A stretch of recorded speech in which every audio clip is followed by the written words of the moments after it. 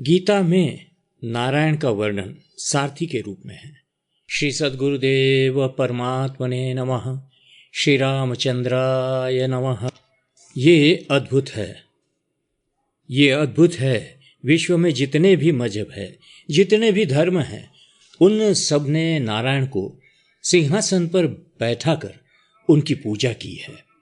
वे नारायण को चाहे निराकार माने, चाहे साकार माने, चाहे खुदा कहें, चाहे गॉड कहें, लेकिन उसको जीव से बहुत दूर बैठाकर उसकी पूजा करते हैं, आरती उतारते हैं, उपासना करते हैं। वो जीव से बहुत बड़ा होता है, जीव उन तक पहुंच नहीं पाता। किंतु गीता के नारायण में एक विशेषता है, वे जीव से बड़े नहीं हैं। जीव रथी है जो रथ पर आरूढ़ होता है, और ईश्वर सारथी जो रथ चलाता है। यहाँ भगवान जीव के सामने उससे भी छोटे होकर प्रकट होते हैं।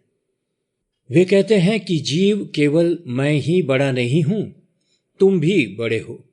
एक अद्भुत बात देखो, सब लोग कहते हैं कि जीव को ईश्वर की आज्ञा के अनुसार चलना चाहिए, परंतु गीता के प्रारंभ में आज्ञा देता है अर्जुन और उसका पालन करते हैं परमेश्वर।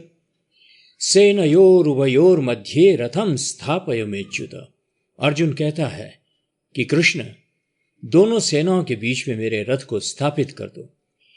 ईश्वर बोलता है कि जो आज्ञा, मैं ईश्वर हूं तो तुम परम ईश्वर परमेश्वर हो। तुम रथी हो तो मैं सारथी हूं। सारथी अश्वान इति सारथी ही।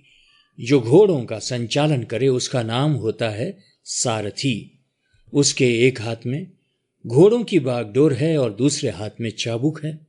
बागडोर उनको रोकने के लिए और चाबुक उन्मार्गगामी जो रास्ता भटक जाते हैं, उन्मार्गगामी होने पर ताड़ना देने के लिए होता है। नियंत्रण की रज्जू बागडोर है और उनको दंड देने के लिए चाबुक है। उपनिषदों में कहा गया है कि मनुष्य के इंद्रिय घोड़े हैं, शरीर रथ है, जीव रथी है और बुद्धि सारथी है। मांडुक्य उपनिषद 1:3-3-4। जीव तब तक कुमार्ग में जा सकता है जब तक अपने रथ की बागडोर भगवान के हाथों में अर्पित नहीं करता। गीता के नर ने नारायण के हाथ में अपने रथ की बागडोर अर्पित कर दी है। यदि तुम नारायण के हाथ में अपने जीवन रथ के घोड़ों की बागडोर अर्पित नहीं करोगे, तो वो बागडोर काम के हाथों में, कामनाओं के हाथों में, अपने डिजायर्स के हाथों में उनको कामना संचालित करेगी। अब आप स्वयं देख लो कि आपके जीवन के संचालक, सारथी या सहायक राम है कि काम है। जिसके जीवन के सारथी राम नहीं हैं, कृष्ण नहीं हैं, उसके जीवन का सारथी काम है। कर्ण का सारथी शल्य था। शल्य माने गांसी जो हृदय में चुभ जाती है।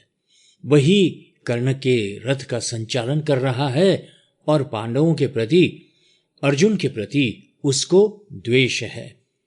इधर अर्जुन का संचालन कर रहे हैं साक्षात नारायण।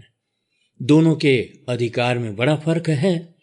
दुर्योधन कहता है कि मेरे लिए युद्धा मरते हैं और सबको मर जाने दो। मदर्थे त्यक्त जीविताः, हम राज्य प्राप्त करेंगे। किंतु अर्जुन कहता है कि येषाम् अर्थे कांक्षितम नो राज्यम भोगाः सुखानि च। हमें अपने लिए तो कुछ चाहिए नहीं, न तो राज्य, न सुख और न भोग।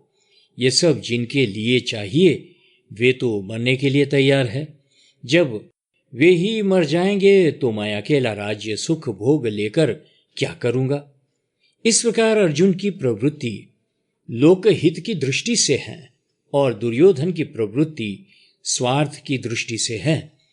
अर्जुन युद्ध करने के पहले विवेक कर लेना चाहता है और दुर्योधन विवेक शून्य होकर केवल अपनी आज्ञा के अनुसार लोगों को चलाना चाहता है। भीष्ममेवाभिरक्षन्तु भवन्तः सर्व एव हि। यह सब के लिए आज्ञा ही है। दुर्योधन सबको आज्ञा देते हैं, किंतु अर्जुन कहते हैं कि मैं देखूं तो सही ये कौन कौन आए हैं, उनको धर्म अधर्म का विवेक उदय होता है कि नहीं। यदि जीव नहीं होगा तो ईश्वर किसका ईश्वर रहेगा? जीवा भावे ईश्वरा भाव प्रसंग। प्रजा नहीं होगी तो राजा कैसे? इसलिए जीव और ईश्वर दोनों ही अनादि है और सदा एक साथ रहते हैं। इसी से इनको सखा कहते हैं। सखा माने सहैव ख्यायते। ईश्वर के साथ जीव और जीव के साथ ईश्वर, दोनों की ख्याति एक साथ होती है।